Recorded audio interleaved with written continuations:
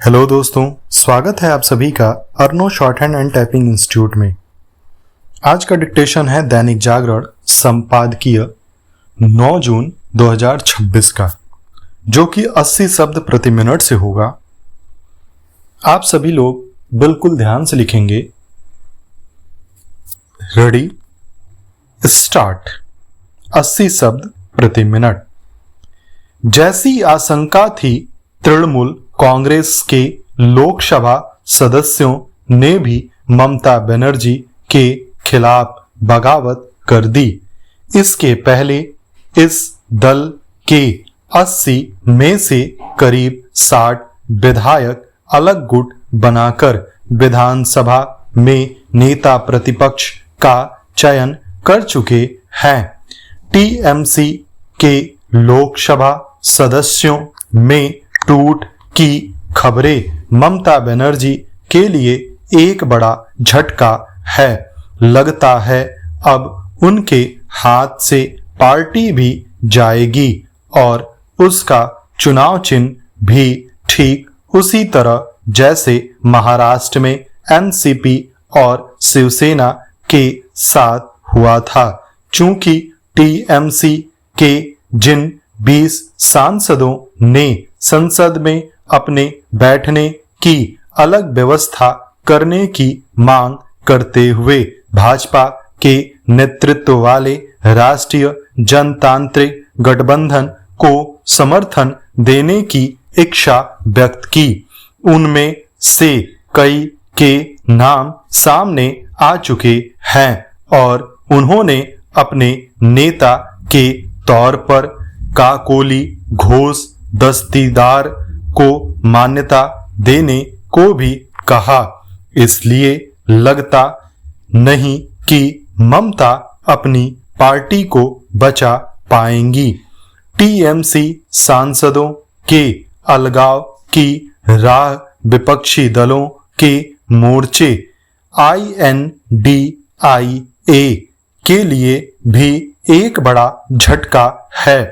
उसे यह झटका एक ऐसे समय लगा जब लंबे अंतराल के बाद दिल्ली में उसकी बैठक हो रही थी। ज्ञात हो कि डीएमके पहले ही इस गठबंधन से बाहर होने की घोषणा कर चुकी है। साफ है कि टीएमसी के साथ INDIA की भी आगे की राह कठिन होने वाली है। किसी के लिए भी इसकी कल्पना करना कठिन था कि विधानसभा चुनाव के एक माह के अंदर तृणमूल कांग्रेस इतनी बुरी तरह बिखर जाएगी, लेकिन ऐसा ही हो रहा है। इससे यही सिद्ध होता है कि जिन राजनीतिक दलों की कोई विचारधारा नहीं होती और जो परिवारवाद के सहारे चलने लगते हैं, उनका भविष्य अधिक समय तक उज्जवल नहीं रहता। इसकी अनदेखी नहीं की जा सकती कि टीएमसी के अधिकतर नेता दूसरे दलों से आए थे। ममता बनर्जी का राजनीतिक कुनबा केवल इसलिए नहीं बिखरा क्योंकि उनके साथ आए अधिकतर नेता दूसरे दलों के थे।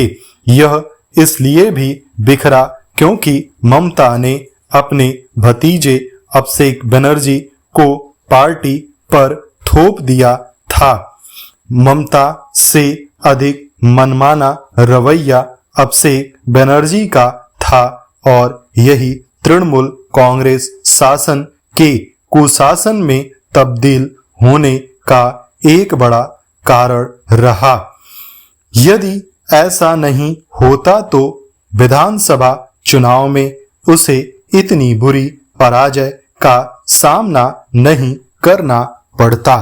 चुनाव नतीजों के बाद से बंगाल से टीएमसी शासन के भ्रष्टाचार और मनमानेपन की जैसे खबरें आ रही हैं, वे यही बताती हैं कि राज्य में एक तरह का जंगल राज कायम हो गया था।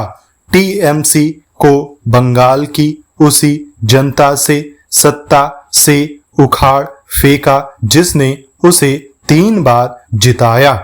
टीएमसी में नए सिरे से टूट जहां विपक्षी गठबंधन के लिए आघातकारी है, वहीं सत्ता पक्ष को राहत देने वाली टीएमसी सांसदों में औपचारिक विभाजन लोकसभा में एनडीए के बहुमत के आंकड़ों को 300 के पार ले जा सकता है। स्टॉप।